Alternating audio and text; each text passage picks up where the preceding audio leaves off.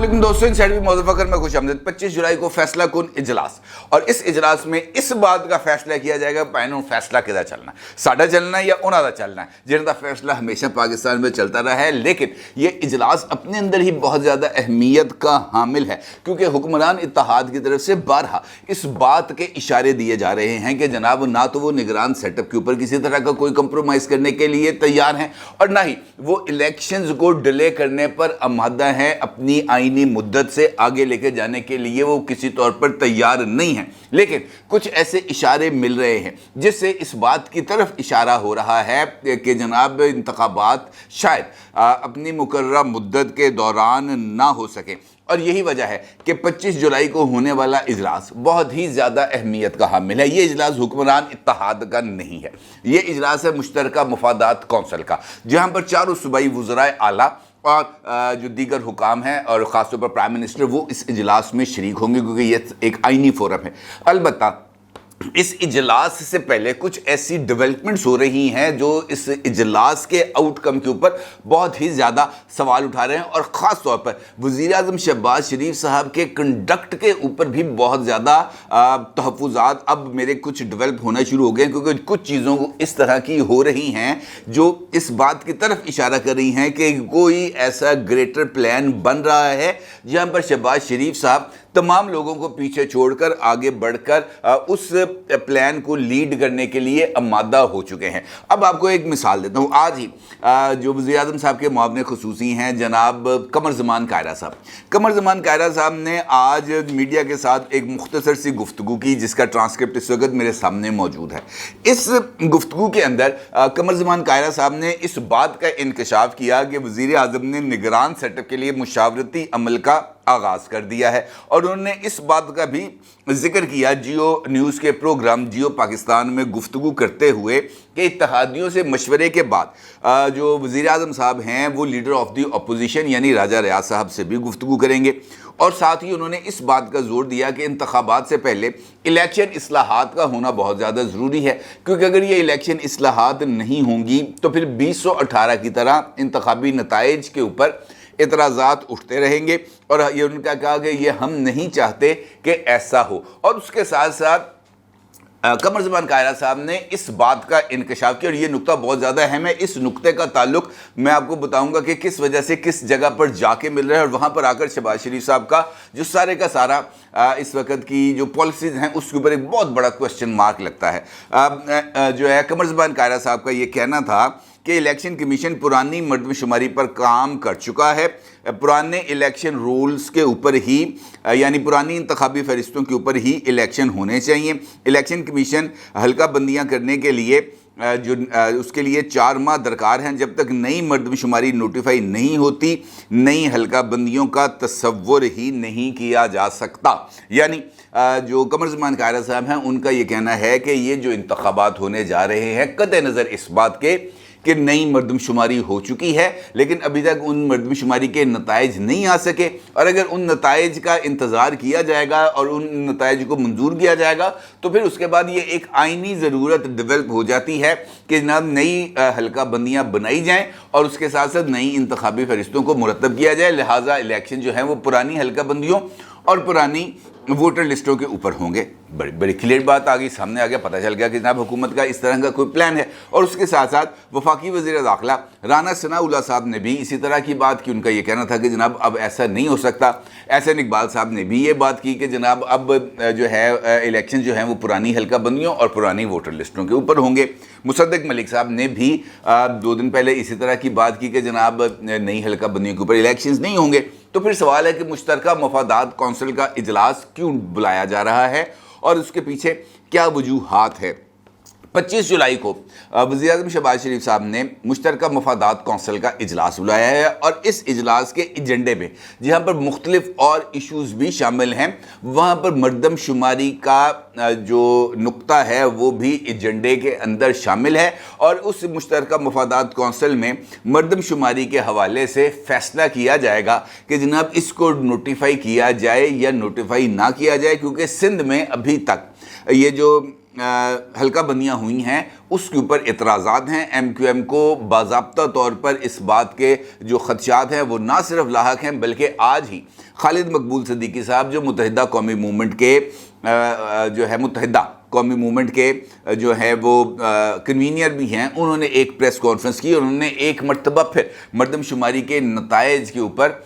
جو ہے وہ تحفظات کا اظہار کیا۔ انہوں نے کہا جناب یہ کیسے ممکن ہے کہ کراچی کی جو آبادی ہے اس کے اندر اضافہ جو ہے وہ اس حد تک نہیں ہوا جتنا لاڑکانہ کی آبادی میں ہو گیا۔ لاڑکانہ کی آبادی میں 100% اضافہ ہو گیا جبکہ کراچی کی آبادی میں 5% کا اضافہ ہوا۔ انہوں نے کہا جناب اس طرح کے نتائج ہمیں قابل قبول نہیں ہیں۔ اور سب سے امپورٹنٹ بات یہ کہ خود متحدہ قومی موومنٹ کے اہم ترین لیڈرز اس بات کی طرف اشارہ کر رہے ہیں کہ جو الیکشنز ہیں وہ نئی مردم شماری کے تحت، نئی حلقہ بندیوں کے تحت اور نئی ووٹر لسٹوں کے اوپر ہی ہونے چاہیے، کیونکہ اس کے مطابق ان کو اس بات کا امکان نظر آتا ہے کہ اس کے نتیجے میں وہ شاید اپنی جو ہے سندھ کے کراچی کے اندر کھوئی ہوئی پوزیشن کو کسی طریقے سے واگزار کر لیں اور پھر ان کا یہ جو ایک کھوئی ہوئی ان کی جو میراث ہے وہ اس کو حاصل کر لیں۔ البتہ ان کا یہ کہنا ہے کچھ ایم کیو ایم کے لیڈرز جس میں سے فیصل سبزواری صاحب بھی شامل ہیں، وہ یہ کہتے ہیں کہ ان کی جماعت اپنے قانونی ماہرین سے یہ رائے مانگ رہی ہے کہ کیا ایسے میں جب مردم شماری مکمل ہونے کے قریب ہو انتخابات 2017 کی پرانی مردم شماری کی بنیاد پر ہو سکتے ہیں۔ یہ ایک لیگل اوپینین ہے جو ایم کیو ایم چاہ رہی ہے، اور اس کا مطلب یہ ہے کہ اگر یہ legal opinion M Q M کو مل گئی جس کے اندر یہ بات کہی جائے کہ جناب جب مردم شماری مکمل ہو چکی ہو تو پھر اس کے بعد انتخابات جو ہے وہ نئی مردم شماری کے مطابق نئے مردم شماری کے نتائج، نئی حلقہ بندیاں اور نئے انتخابی فہرستوں کے اوپر ہی ہوں گے، تب متحدہ قومی موومنٹ اس سارے کے سارے معاملے کو سندھ ہائی کورٹ میں یا سپریم کورٹ آف پاکستان میں چیلنج بھی کر سکتی ہے۔ اب آ جاتے ہیں پھر دوبارہ اسی نقطے پہ کہ جناب یہاں پر کیا پرابلم آ رہی ہے۔ یہ 25 جولائی کو مشترکہ مفادات کونسل آئینی فورم ہے اور موجودہ حکومت کے اختتامی چونکہ یہ مہینے چل رہے ہیں، شہباز شریف صاحب نے کل خود اس بات کا اظہار کیا ہے کہ یہ جو موجودہ حکومت ہے یہ اپنے مقررہ وقت سے پہلے ہی اقتدار نگران حکومت کو سونپ دے گی، وقت سے پہلے گھر چلی جائے گی۔ اس کا مطلب یہ ہے کہ حکومت جو ہے اگر قبل از وقت اسمبلیاں تحلیل کرتی ہے تو الیکشن 60 دن کی بجائے 90 دن کے اندر ہوں گے، یہ بات کلیئر ہو گئی۔ دوسرا، اگر موجودہ حکومت انتخابی فہرستوں میں یا مردم شماری کے حوالے سے کوئی فیصلہ کرتی ہے جس کے لیے مشترکہ مفادات کونسل کا اجلاس بلایا گیا ہے، تو یہ فیصلہ آخری اور حتمی تصور کیا جائے گا، کیونکہ نگران سیٹ اپ یا نگران وزیر اعظم یا نگران وزرائے اعلیٰ مشترکہ مفادات کونسل کا اجلاس طلب نہیں کر سکتے، کیونکہ اس کے لیے، اس کی فارمیشن کے لیے ضروری ہے کہ وہاں پر جو 50% سے زائد جو لوگ وہاں پر موجود ہوں وہ منتخب قیادت ہو، اور یہ وجہ ہے کہ پنجاب اور خیبر پختونخوا میں نگران سیٹ اپ کے باوجود جو وزیر اعظم اور دیگر 2 صوبے ہیں وہاں پر منتخب حکومتیں موجود ہیں، لہٰذا اس فورم کی جو ویلیو ہے وہ اپنی جگہ پر انٹیکٹ ہے۔ اب اگر اس فورم کے اندر حکومت اس بات کا فیصلہ کر لیتی ہے جس کے بارے میں یہ رائے پائی جاتی ہے کہ اس طرح کا فیصلہ ہو جائے گا، اور اسلام آباد کے باخبر حلقے اس بات کی طرف اشارہ کر رہے ہیں کہ جناب ایسا ہونا بعید از قیاس نہیں ہے، ایسا ہونے کے بہت زیادہ امکانات موجود ہیں کہ یہ جو سیٹ اپ ہے یہ شاید آگے بڑھ جائے، اور اس کے لیے وہ وجوہات اس طرح کی بیان کر رہے ہیں کہ نومبر کے اندر الیکشنز ہونا ممکن نہیں، اور ساتھ وہ اس بات کے خدشات کا بھی اظہار کر رہے ہیں کہ جب حکومتی عہدیدار برملا اس بات کا اظہار کر رہے ہیں، جس میں سے رانا ثناء اللہ ہے، جس میں احسن اقبال ہیں، جس میں مصدق ملک ہیں، جس میں قمر زمان قائرہ ہیں کہ جناب ہم اپنے جو آئینی مدت ہے اس سے آگے بھی نہیں جائیں گے، نگران وزیر اعلیٰ کوئی نگران وزیر اعظم کوئی جرنلسٹ نہیں ہوگا، کوئی ٹیکنوکریٹ نہیں ہوگا، کوئی بیوروکریٹ نہیں ہوگا، کوئی ریٹائرڈ جج نہیں ہوگا،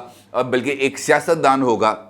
اور پھر وہ اس بات کا بھی اظہار کر رہے ہیں کہ انتخابات اپنی آئینی مدت کے اندر ہونے چاہیے، تو پھر 25 جولائی کو یہ مشترکہ مفادات کونسل کا اجلاس طلب کرنا اور وہاں پر الیکشن کمیشن کے ساتھ ساتھ یہ جو مردم شماری کا نقطہ ہے اس کو ایجنڈے میں شامل کرنے کی کیا وجوہات ہیں، اور اگر مشترکہ مفادات کونسل اس بات کی منظوری دے دیتی ہے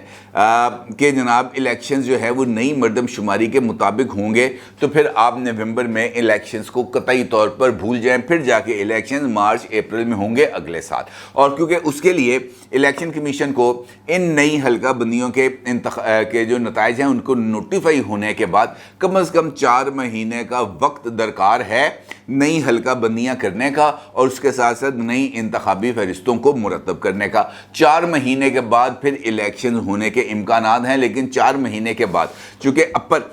جو علاقے ہیں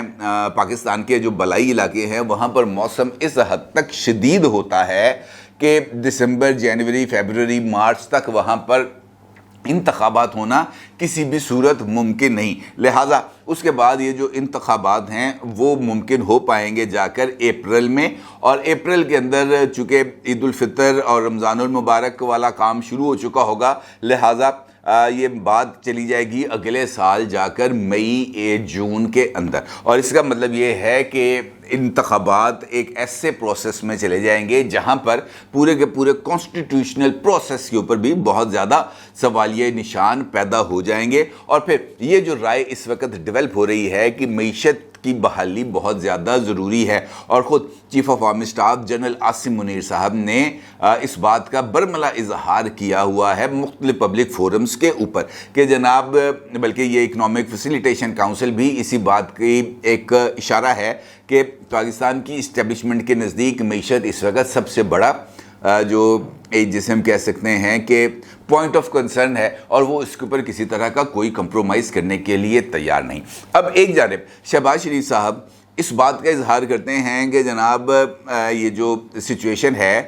اس کے اندر اس بات کی قطعی طور پر کوئی گنجائش نہیں کہ انتخابات کو کسی بھی طریقے سے التوا کا اظہار کیا جائے، اور وہ خود اس بات کا ذکر بھی کرتے ہیں کہ جناب ہم قبل اس وقت اسمبلیوں کو تحلیل بھی کر دیں گے. اس کا مطلب یہ ہے کہ ایک جانب وہ اس بات کا اظہار کر رہے ہیں کہ جناب وہ الیکشنز کو اپنے آئینی مدت کے اندر چاہتے ہیں، دوسری جانب وہ اسی پروسیس کے اوپر کچھ شکوک و شبہات کا بھی اظہار کر رہے ہیں اپنے عمل کے ذریعے. جس طریقے سے میں نے آپ کو بتایا کہ 25 جولائی کو فیصلہ کن اجلاس طلب کر لیا گیا ہے مشترکہ مفادات کونسل کا، اور اس کے ساتھ ساتھ یہ بات بھی اسلام آباد کے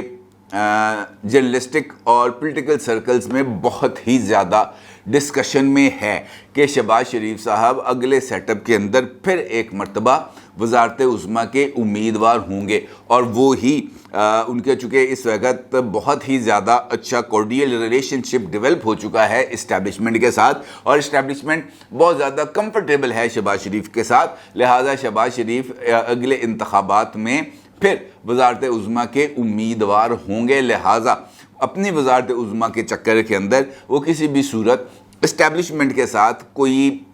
جسے ہم کہہ سکتے ہیں کوئی ایسا تنازع کھڑا نہیں کرنا چاہیں گے جس کے نتیجے میں ان کے جو فیوچر جو امکانات ہیں وزیر اعظم بننے کے وہ کسی طریقے سے ختم ہو سکیں. اب اس کے لیے وہ جو ہیں نواز شریف صاحب کو کس حد تک اعتماد میں لیں گے، اس چکر کے اندر وہ آصف علی زرداری صاحب کو کس طرح قائل کریں گے، یہ ان کا درد سر ہے. ہاں یہ آپشن بھی موجود ہے کہ یہ جو سندھ اور بلوچستان کے وزرائے اعلیٰ ہیں یہ مردم شماری کے ان نتائج کو تسلیم کرنے سے انکار کر دیں، یا وہ اس کے اوپر کچھ اس طرح کی رائے دے دیں جس سے مشترکہ مفادات کونسل فوری طور پر مردم شماری کے نتائج کو جاری کرنے سے جو جاری نہ کرنے کا فیصلہ کرے. تو صرف یہی وہ ایک صورت بچتی ہے جس کے نتیجے میں یہ جو انتخابات ہیں یہ مقررہ وقت میں ہونے کا امکان پیدا ہو جائے. لیکن اس کے باوجود بھی بہت سارے ایسے امکانات موجود ہیں، کچھ ایسے پہلو موجود ہیں جن کے ذریعے ان انتخابات کے انعقاد کو مارچ اپریل تک اگلے سال پھر بھی مؤخر کیا جا سکتا ہے. اور اس کے لیے جو نگران سیٹ اپ کے اندر جو شخصیات موجود ہوں گی ان کا تعین اس بات کا اشارہ دے گا کہ نگران سیٹ اپ نے 3 مہینے چل رہا ہے یا پنجاب اور خیبر پختونخوا کی طرح अनलिमिटेड टाइम के लिए। अपनी राय को ज़रूर इज़हार कीजिएगा। आपका बहुत शुक्रिया। अल्लाह हाफ़िज़।